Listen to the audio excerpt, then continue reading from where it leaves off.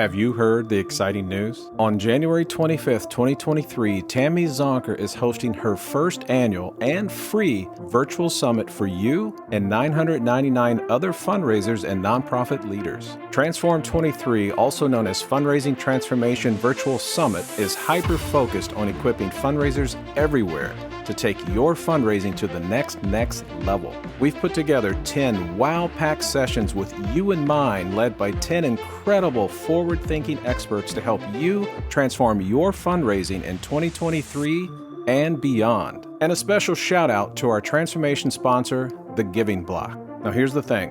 While it's free for you to attend, spots are limited. So go to fundraisingtransform.com/transform23 and save your spot now.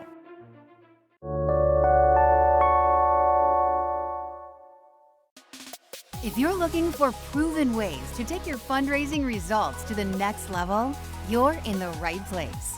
Welcome to the Intentional Fundraiser podcast, hosted by Tammy Zonker. Tammy has trained and led thousands of nonprofit organizations to collectively raise more than $500 million and is also recognized as one of America's top 20 fundraising experts.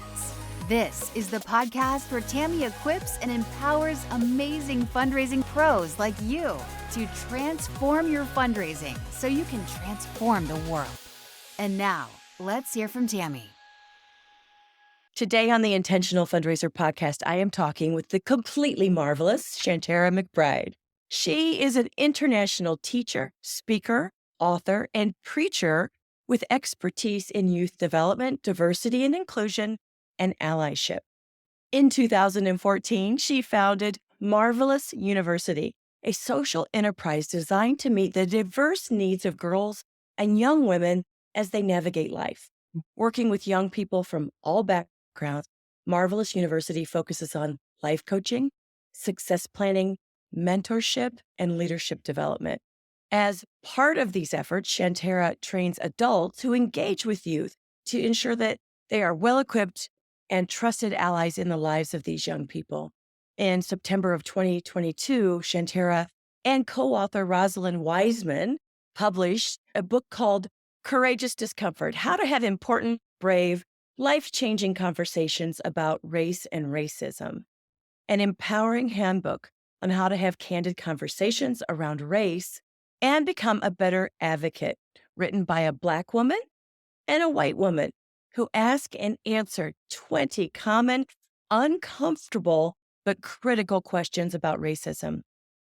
Many people struggle to have honest conversations about race, even those who consider themselves allies or who identify as anti-racist. For anyone who wants to have better, more productive discussions, Courageous Discomfort is an empowering handbook that teaches you how to do just that. Shanterra stays grounded through her faith, her community of family and friends, and relationships with her mentees. These are constant reminders of her life's purpose, which is to mend, motivate, and empower young people and those young at heart to believe that they are, without reservation, completely marvelous.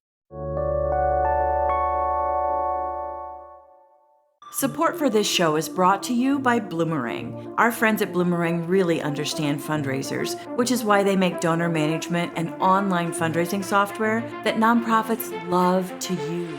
To learn more and to join them in their vision of building a world inspired by giving, head over to bloomerang.com/intentional-fundraiser.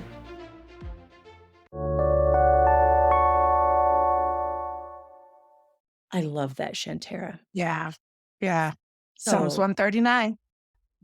Amen. Shanterra, welcome to the Intentional Fundraiser podcast. Thank you for having me, Tammy. I'm truly already just like, oh, we're best friends. I agree. There's a kindred spirit connection here. Yes. Well, and I feel like I know you because I know. read your book cover to cover. Thank you. Yeah. And I love it. Thank you. Yeah. So Thank you you. co-authored this book with your friend and colleague, Rosalind Wiseman. Yep. And you asked these really amazing questions that none of them are surprising, because I can say, as a white woman I've had these thoughts. Yeah. Like, well, I'm afraid to say the wrong thing sometimes. And I will tell you and our audience that since the murder of George Floyd in the summer of 2020, Yep. I really devoted myself to learning everything I could. Yeah. And I've been so blessed to be mentored and guided by some incredible women of color. Same. Yeah. Yeah. Yeah. Like they Same. could give Yeah. us the space to ask the questions that are uncomfortable, Yeah. to say things wrong and to give us the grace and guide us and course correct. And, and I'm so grateful for that. Yeah. Yeah. I think the summer of 2020 changed a lot of people. I think the pandemic and having time to sit and see what was going on, a time to feel like we were feeling things that usually we rush through, but the Yes. pandemic made everybody pause. And so I think that that time was horrible and a blessing at the same time. If we allowed ourselves to feel and if we allowed ourselves to see what was going on, excuse me. And I think like what you just said, I've learned so much from people who look like me and people who don't look like me. And I think what one of the things that you talked about was the opportunity to learn. And I always tell people, especially white people, like this, for even me, this stuff wasn't taught. A lot of the stuff that we're learning was not taught in our schools. I was at the same school, right? Right. And so Yes. a lot of stuff that I learned happened much later in life as an adult. And so when we talk about ascending grace, it's because I was in the same classroom. Right. Right. And so I get it. I get that people don't know everything and we're still learning. And that's the beauty of being human beings and being open to learning. So I love that you said that. Yeah. Good. Good. Yeah. Well, and thank you for normalizing the disconnect because from the time like when it wasn't taught in school to where we are in the season of our life now, there've been a whole bunch of assumptions and stereotypes and incidents and situations and misunderstandings and just ignorance, like unintentional, good people, mostly, Yeah. mostly. Yeah. Well, I'm especially excited to amplify your message and bring your knowledge, your expertise, and your passion to the Intentional Fundraiser podcast, because I think this topic is especially relevant to us as fundraisers Yeah. and as nonprofit leaders. We are these big hearted do gooders who deal with power dynamics every single day. And we can easily feel hesitant to have courageous conversations, uncomfortable conversations with our donors when they make assumptions or have bought into stereotypes about the people who participate in our programs and we fear correcting them for fear they won't give or will offend them. And we have the same feelings around having these uncomfortable or discomfortable Absolutely. conversations with our board members for fear we'll lose our jobs Yeah. and maybe even colleagues Yeah. who might be perpetuating those assumptions and stereotypes about communities of color in order to raise money, but at the cost of truth, dignity, and respect. Absolutely. Yeah. Absolutely. I'm just thinking, I was in the nonprofit world for a very long time. So before becoming what you see today, so before becoming a preacher, an author, before this, I was an assistant principal. And before becoming an assistant principal, I worked in the nonprofit world in DC, which is how I met Rosalind. And so I remember going to fundraising opportunities in DC. And I even tell this story in the book, like going to one of those foundation meetings, right? And I realized people on the front lines doing the work looked like me. They were Yes. people of color, but people with the money who was funding it were white. And I just never paid attention to that, didn't really know that. But going to that foundation meeting, I was like, oh. And I was the only Black woman in the room. And I was really confused because at that time I was in Chocolate City and I just assumed horribly that people would look like me. And so what you just said about fundraising and really, really wanting to connect people who give to the mission of the organization that we're working with, that there are people behind this dollar. There are people behind this mission. And a lot of times there was a huge disconnect. There was, let me do good by giving you funding, but then not understanding the community that we're serving. It was such a huge disconnect. So I'm relating to everything you just said. Yeah. Yeah. And that's one of the ways that this white saviorism has been perpetuated, Yeah. and how some of the restrictions that have been put on gifts really showcase that the funder does not understand the community, right? Those programs need to be developed with, for, and by the community. Yeah. Yeah. And To, that's okay. And that right there is, it's like, I'm thinking of different organizations. I'm thinking of Houston. I'm thinking of just different organizations that are doing the work and then having to beg people who don't look like them to understand this is the work that's going forward. And so I shouldn't have to jump through a lot of hoops. And all of and a lot of it is tied to ignorance. It's tied also to microaggressions. It's tied to not wanting to learn, not having to learn because of privilege. And so it's this huge disconnect, and the people on the front lines just want to do good work. yeah. Yeah. Right. So we can do better. Yeah. Yeah. Yeah. Tell me about why you were called to write this book to help dismantle racism and co-author this book with Rosalind. Like we said earlier, the summer of 2020 was just hard. Yeah. And Ross is white and Jewish, and so she does not look like me. But she was that friend. I've known her since 1999, which is such a long time. Sometimes I say that to young people, and they're like, they start doing the math, and I was like, I don't care if that you weren't born. I don't care that you weren't thought. Like, stop, right? So, but for us, for 1999, that's how long we've known each other, and she was one of the people. She was really the person that I would text, and I would say, "You would not believe what someone who looks like you just said to me." Yeah. Right? Like, we have that kind of relationship. And she was just like, and we would talk about the desire to be an ally and it getting lost in this guilt. And how do I fix this guilt? But then how do I also speak up? And how do I go out and make sure that these injustices stop?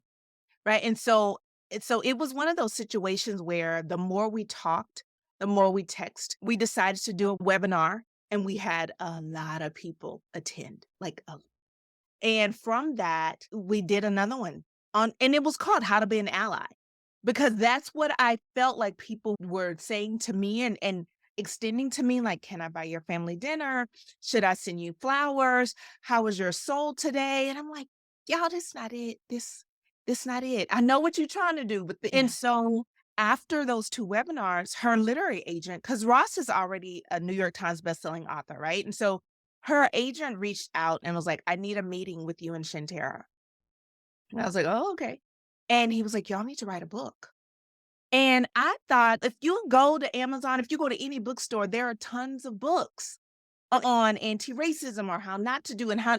And I was just like, so I really had to pray, because I felt like it was already out there and people just needed to read. But then the more I prayed, I thought, you know what, this could be my offering to the world.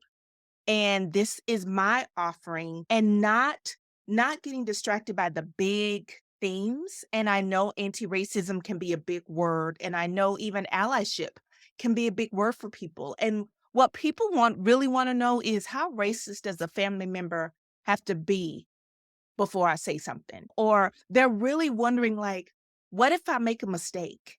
Yeah. Yeah, you know? Very specific. Yeah. And that for us was the offering. It was like, let's get, and I know those big themes, those big words, they are necessary. Systemic racism is absolutely necessary. Talking about it, but a lot of people don't know what that is. They don't know, when you talk about systems, like, what are you talking about? Like, I went to college with you. What do you mean that there's racism in our systems? And right. So putting it in a way where people are truly like, no, this is what I need to know, and then it'll lead me to understanding systemic racism. It'll lead me to understanding microaggressions. It'll lead me to understanding police brutality. Like it'll lead to those big things.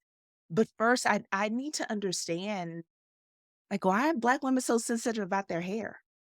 Like, can I ask that? And that's what the book is. Yeah. Yeah. Well, let's dig into the book. Let's dig in. All right. So, what you did, what you and Rosalind did, is you kind of took some of these very specific, help me understand questions, and you put them into chapters 20 questions, 20 chapters. Yep. So, I wanted to pull out a couple of them, a few of Okay. them, and Yep. just have you speak to us about them. Okay. Okay. First one, I'm a good person. How can I be racist? People, and I speak very bluntly, so I hope your audience is okay with that. But Oh, um, please do. so white people are good at saying that. Like, I'm a good person. I have no racist bone in my body, right? Yeah. Like that, those kind of things, and that kind of response or that kind of really defense, it stops conversations from happening. Because it's like, even if I point out to you what you just said or did was a microaggression, or it didn't sit well with me as a Black woman, or it was racist as a Black person, as a person of color, and the immediate defense is, well, I'm a good person. And that shuts down the conversation because the behavior has nothing to do with the impact that it had on my life. And I think Right. so many people are not wanting to recognize the impact, right? And so it's like, well, my intention was not to hurt. Yeah, I and we can think about that on our relationships. If someone says, "Oh, that hurt my feelings," and then our immediate defense is, "Oh, well, I didn't intend to." Yeah, that don't mean you did. That Yeah. don't. It still hurt. It It still still hurt. hurt. It still hurts. So when we get away from the defense of, "Well, I'm a good person. I have no racist bone in my body." Hold on. What I just said was this, this, this. I'm not saying you're not a good person. I'm not saying that at all.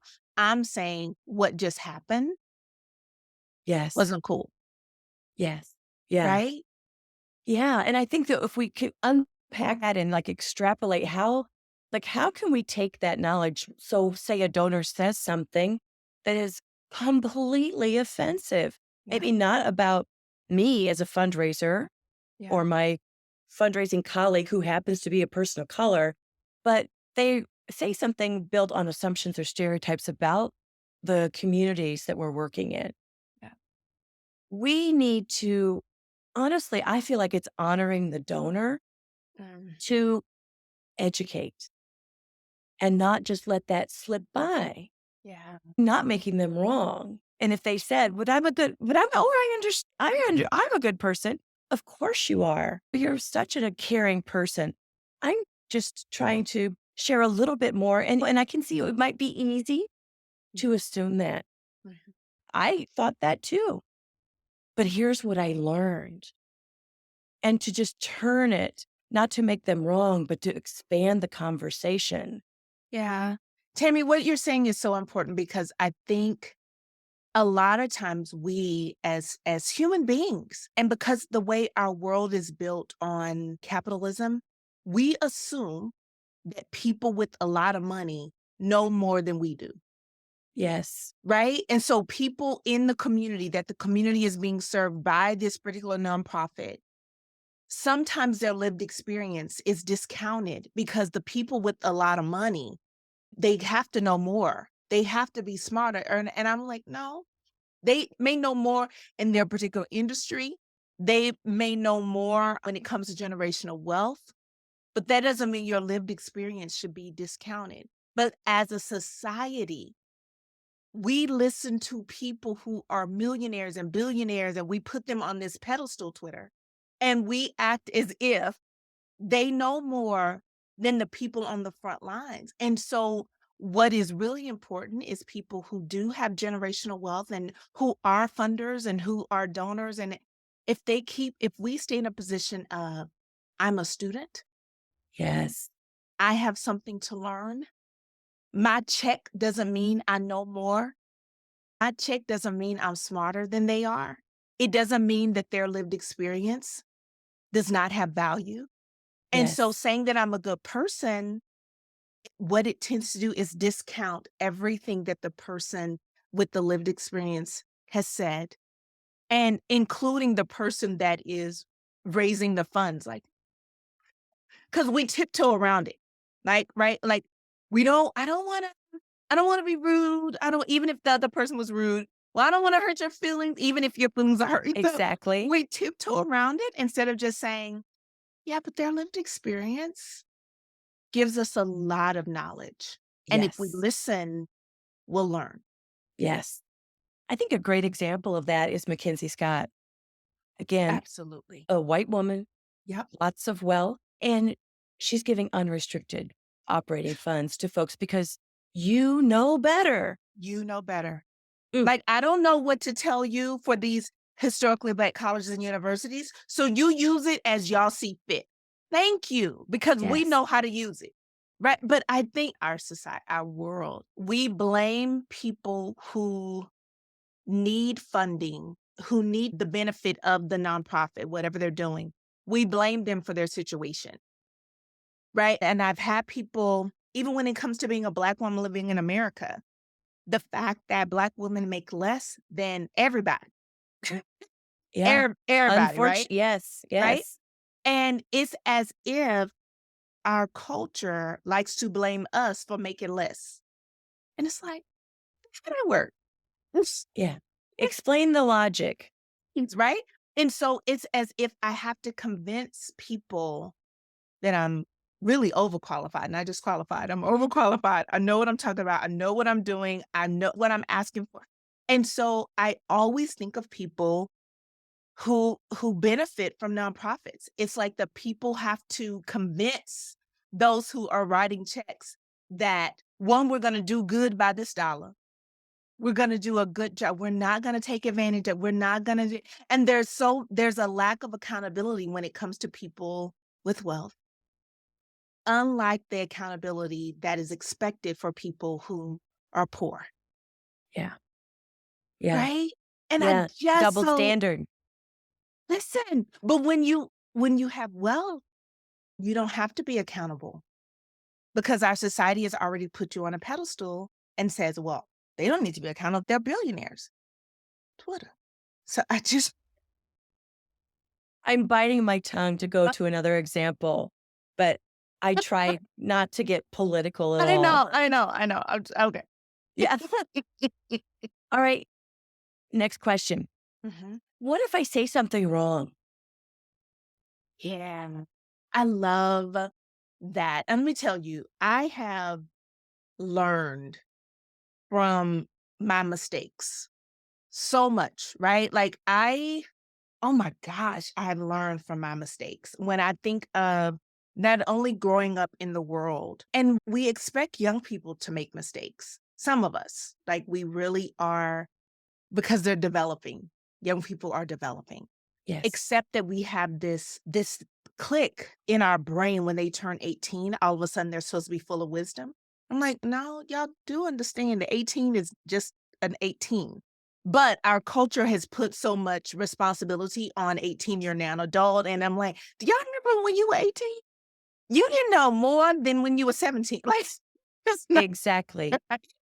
And so when I think about the grace that is given, right, in order to make mistakes, and we do that to young people because they're still developing. Well, I think the same way when it comes to mistakes about race and racism. And I think that I have to position myself to extend grace, because when I talked earlier about being in the same classrooms, like the stuff that I'm learning or that I've learned, I realized my friend didn't learn it because we were in the same classroom. There were things that we were not taught about the Tulsa massacre.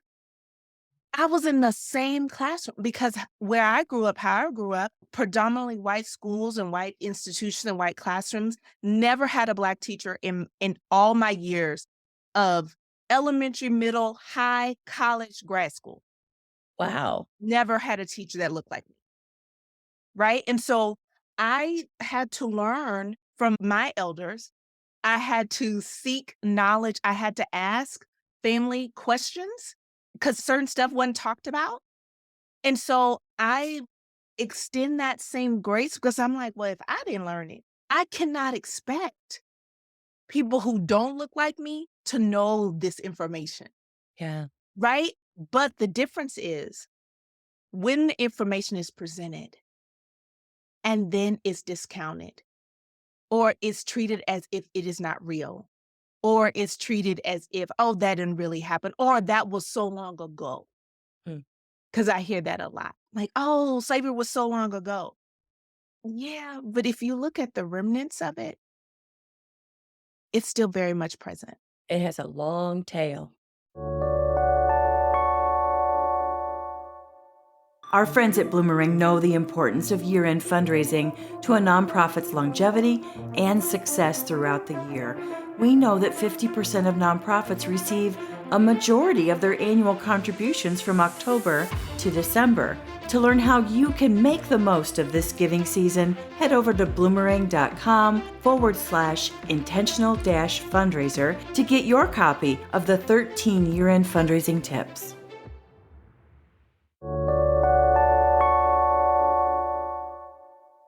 Listen, it's so present in our culture, in our society. And so when I think about extending grace, I think that we have to put ourselves in a position to make a mistake. We don't learn unless there are mistakes. I'm an entrepreneur. And if I didn't step out on faith, if I didn't put myself in a position to be taught by business coaches, if I didn't put myself in a position to learn, there's no way that you can be successful. Going back to Timothy Scott, if you ever hear a talk or a TED talk or a conversation, she talks about the mistakes that she's made in order to be this woman who is giving unrestricted funds. Yeah. Right? Yeah. But in our world, we don't want to make mistakes. And I think that goes to, well, I don't want someone to think I'm racist. That's really the underlying, like, well, I don't want anybody to use the R word on me. I don't want anybody. And I'm like, there's a difference in being a racist and don't want to learn. Right. They're so committed to that. So committed. But Yeah. when we talk about making a mistake, it's like, oh, I messed up. And I say this in the book, there is no room for shame in this work. I know that there are people, and that's what they do, not connected to race and racism, but we've all been shamed for something in our lives. And I don't want anybody to feel that with anything. And so being able to say to a friend, yeah, so what you just said wasn't right. So let me, and sitting with them like, oh no, I messed up, or I felt, yeah, but now you won't do it again. Yeah. And you've explained why. Like, and we judge ourselves by our intentions, but we judge others by their actions and what they Yes, say. indeed. Yes, indeed. And so what you say about grace is so powerful. Grace doesn't mean I'm going to ignore that comment. Yeah. Grace means I'm going to assume they meant something good. Let me unpack how it actually occurred on this end. Yeah. Right? Or how it Yeah. could occur in the world. Yeah. Yeah. And why? Because when I love Dr. Maya Angelou Yeah. and her Yeah. quote, when you know better, do better. You do better. Yeah. Yeah. Yeah. So grace is like pausing, helping us understand. Yeah. And then from there forward, like applying that knowledge. Yeah. Like that's your responsibility moving forward. And that's the difference. I Yeah. now know better. So now I will do better. And even if I don't have to know it perfectly, or I don't have to be eloquent in this, or I don't have to, and I think sometimes a lot of white people feel like, well, I'm not going to say it right. Well, if somebody around you is saying something racist, you don't need a script. You just need to say, oh, that's not treating people with dignity. And so that's not cool. And that's it. It doesn't have to be this long history lesson. It doesn't have to be that at all. It is just, that what you just said. It's not treating people with dignity. And if the person says, oh, well, no one in this room is like that or no. And it's like, yeah, no, it doesn't matter. It doesn't matter. That, what you just said, is not treating people with dignity. Unacceptable. And go ahead and get the potato salad. Yes. Yes. So that really answers the next question, which I think this could really come in handy for so many of us now that we're here at the holiday season. Mm-hmm. And we're going to be gathering around the Christmas table or the Hanukkah meal or the Kwanzaa gathering. Yeah. And people are going to say things Yep. that Yep. will be dripping in racism. Yeah. Right. Racism, all the isms, homophobia, like stuff is going to come up. Yeah. Yes. So that question is, how racist does a relative have to be for me to confront them? Yeah. Like, what's the tipping point for you to say, hang on, what you just said is not okay? Yeah. We write in the book about how we really wish there was an invisible buzzer around people's heads, right? So if they say something and it's like, that's kind of versus buzzer is going off. And we don't have buzzers over our heads. We don't have the little game piece.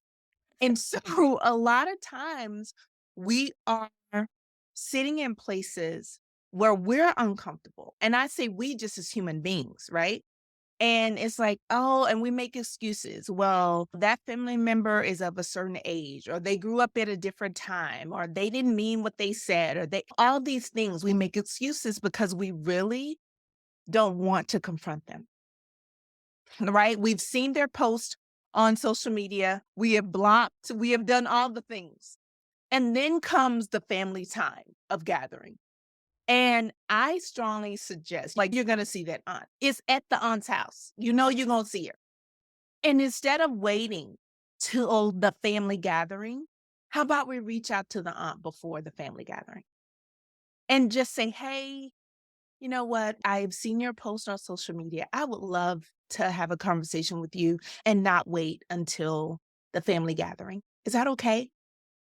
Right? I love that. I love that. So different because we get ourselves ready for the family gathering. We are like, we have receipts. We have our folder of information. We are ready to battle with this aunt or uncle or cousin. We are ready. And no, because when I think about the preparation that goes in to getting this family gathering and the texts that have happened to make sure who's bringing what and who's doing, like, no, that person does not want it ruined by this confrontation. And so if we reach out before and say, you know what, I saw your last post and I was wondering if we could talk about it. Yeah. Before the family gathering. Yes. I'm so looking forward to seeing you. Can't wait. And I just want to talk about that post. Yeah. Yeah. Yeah. And I love that. if they say no, or we don't need to talk about it, then that also means when you see that person at the family gathering, we're not going to talk about it. Yeah. We're not going to talk because there is a like, oh, you want to talk about it? I thought that we could talk about it without an audience. So if you want to talk about it tomorrow, I can make some time in my schedule because that's still treating a theme in the book is dignity. And that is still treating that person with dignity. I often tell people, I know that I can make someone feel like dust with my words. And I am thankful. I am thankful that that is not a desire, right? I don't want to belittle someone. I don't want to embarrass someone. And I think that if we are honest with ourselves, especially when it comes to these family gatherings, and this like, oh, I'm going to show them, is that about them or is that about you? Yeah. An Right? attachment to being right or flexing or Yes. whatever that is. Even if you have all the right information, even if they have put something on social media that is a bold-faced lie, that is wrong, that is just, and if you reach out, especially when it comes to race and racism, those things that people say about either Black people, people of color don't want to work, or people of color expect certain things because of just those themes that come across every social media platform, that is just wrong.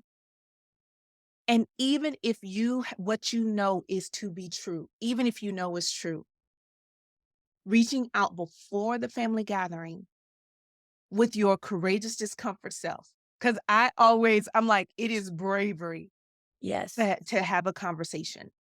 It's uncomfortable. We wiggle in our chairs. Like, I don't really want to say this, but that's what we need, because so many times people are getting away with spreading misinformation. And I think it has to stop. It has to stop. Been just so many tragedies. It's like, please, God, let this be the one that really is the catalyst for change. Because we can go back name after name after name, and nothing measurable changes. Yeah. But that's what the summer Yes. of 2020 was supposed to do, right? Like, organizations changed their website. They had statements on their website. And then if you go back and look, websites have gone back to, it's like on Facebook when you have a temporary profile picture. Yes. And and you set the time that you want the picture to, how long you want it to be up there and when you want to go back. And it's like, oh, okay, these websites, these statements were temporary. Yeah. You know, We checked a box. we checked a box. And a lot of times what people are, it's performative. It's performing, let me show, and truthfully, when I come to shopping, I looked at companies' websites. Who y'all donating to? What do y'all stand for? What y'all doing? Right? And I think that the summer of 2020 was the beginning of the timeline. And then after 3 months, this was supposed to be over, and we were all supposed to be back in place. So our temporary website was for 3 months, and then we gonna go back to the real one. Well, I'm grateful that leaders like you and Rosalind writing these books, keeping this conversation alive, continuing to educate and say, like, time out. Yeah. This is not okay. And gathering and creating a community of all kind of people Yeah. to stand together and in action, right? Yeah. So let me kind of segue into another question that you ask. And what does being an ally really mean? Yeah. And I think for so many people, it's like, well, I put up the black square on social media, or I did the, like, again, I did the website. I did, and Yes. and being an ally means more than being sympathetic. It's more than saying, "Oh, I'm so sorry." It's speaking when I'm not in the room. It's sacrifice. I give people room to say, "Well, you may not want to be an ally, and that's between you and you. I don't need to know, because there is cost." And I think a lot of times we don't include that in the ally conversation. That means I may lose this donor. Yes. If I correct this donor and they get offended because I've corrected them, then they may take their check. But what they're saying about this community isn't right. And I've had a conversation with them. I've tried to educate them. They are stuck on what they want to believe. And I know, again, been in the nonprofit world, I know the need for funders. I know it. Listen. And a lot of times we feel like, well, but I'm gonna do good with their check. I'm gonna do good with it. And it's like, and I had to learn this the hard way. Every dollar is not a good dollar, That's right. right? And so if they are convinced that their racist antics and their comments about the people that we serve matter more than what I am telling them after I have corrected them and told them, then as an ally, I'm gonna tell them no, thank you, which is scary as all get out. Yeah. It It's so is. scary. It's so scary. And then we even say, and I see a white donor right now that's like, but wait, but if I say that, and then I'm doing a disservice to the community, right? Like, if I don't take their check, because what I'm gonna do with their check is good. I get you. But behind their check is not good. What they're saying about the people that we serve, what they believe about the people that we serve, isn't good. And it's so hard. But I believe that when we make room, better will come. I agree.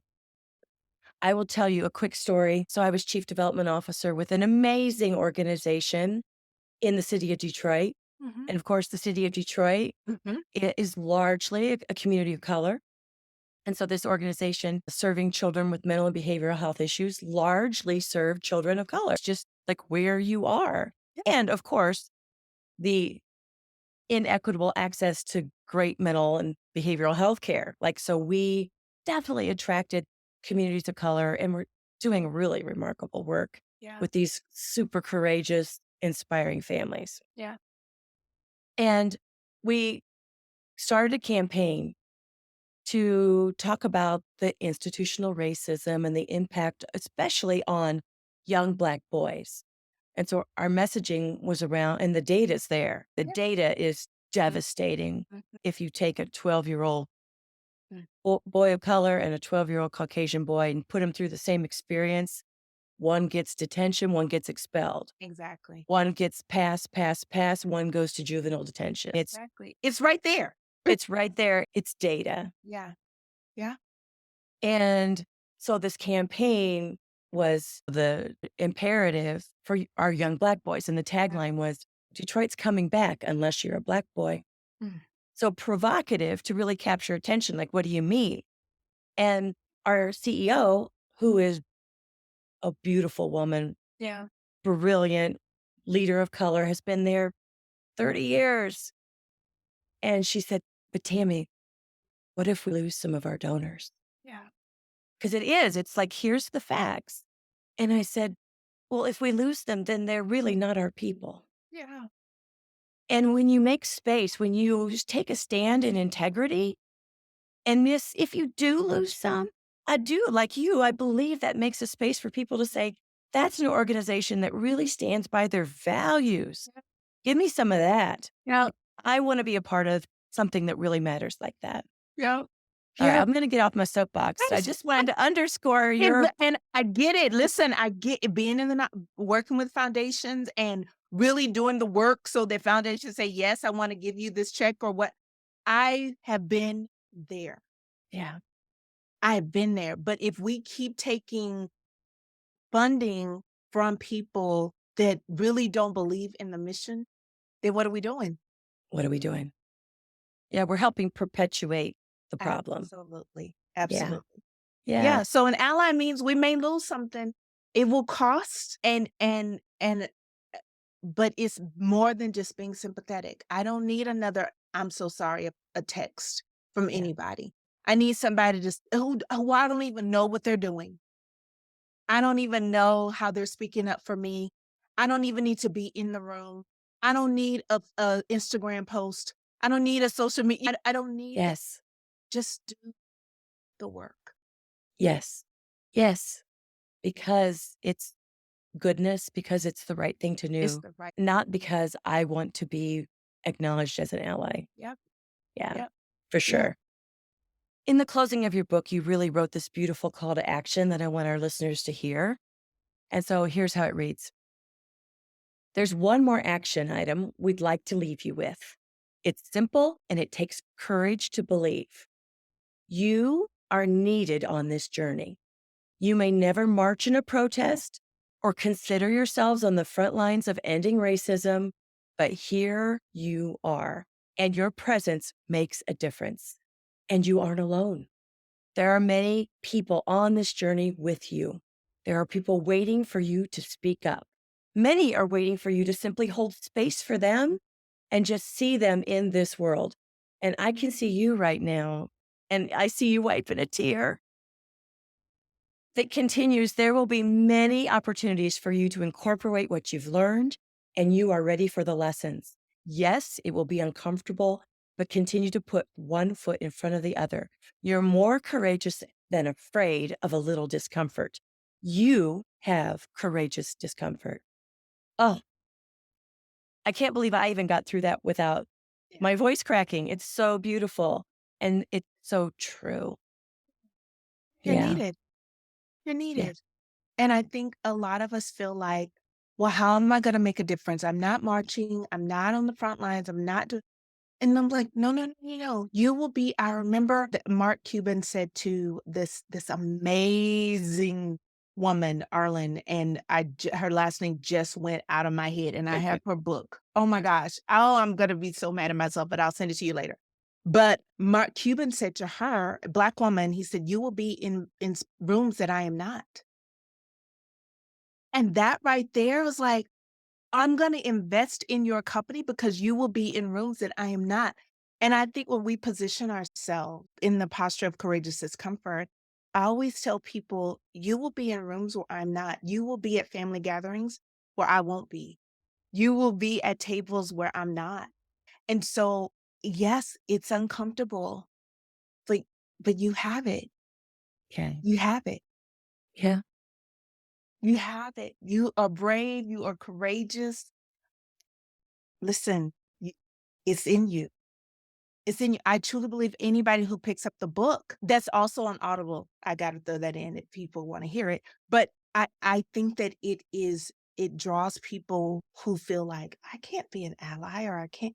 I'm like, no, no, no, no. It's already in you. Yeah. Yeah. So beautiful. Just seize it, embrace it, be it. That's it.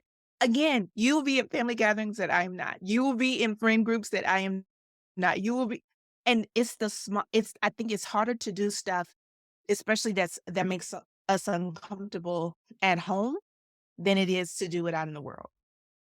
But I Yeah. believe in changing stuff starting at home and then going out into the world. Yeah. Beautiful. What a great call to action. And again, as we march into the holiday season, we will have many opportunities. Love it. Yeah. Oh, thank you for joining us, Shanterra. Thank you so much. Thank you for having me. I'm full. Thank you for having me. My pleasure. This is not our last conversation. Absolutely not. We just got warmed up. We did. If you want to learn more about Shanterra and her book with co-author Rosalind Wiseman, Courageous Discomfort, we've included links in the show notes today. We'll include links to the Audible version as well as links to other resources that we've talked about today.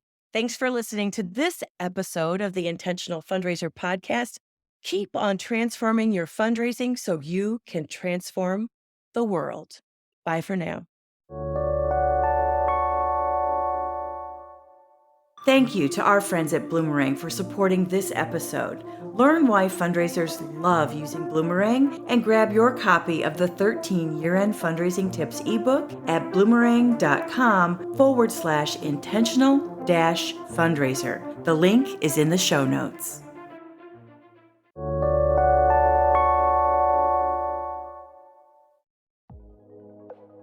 That's it for this episode of the Intentional Fundraiser podcast. If you like this podcast, subscribe and download each episode on your favorite podcast platform. Share it on social media with the hashtag #TheIntentionalFundraiser and tag me, Tammy Zonker, and you'll be entered into a drawing for some great swag, books, and courses. And if you like today's show, you might also be interested in becoming a member of my Fundraising Transformer community, where I go live twice a month with my members with fundraising training and group coaching to help transform those fundraising issues that keep you awake at night, where I pull back the curtain on how you can take your fundraising results to the next level by teaching ways you can improve your development operations, create a results-driven, donor-centric development plan, strengthen donor relationships, improve your donor retention rates, and build a raging monthly giving program and a successful major gifts program, and how you can approach each day to ensure you'll perform at your highest level so you can be the best fundraiser and the best person you can possibly be. You can learn more about becoming a member at fundraisingtransform.com/transformers. Thank you for showing up and for having the courage and determination to transform your fundraising so you can transform the world. Bye for now.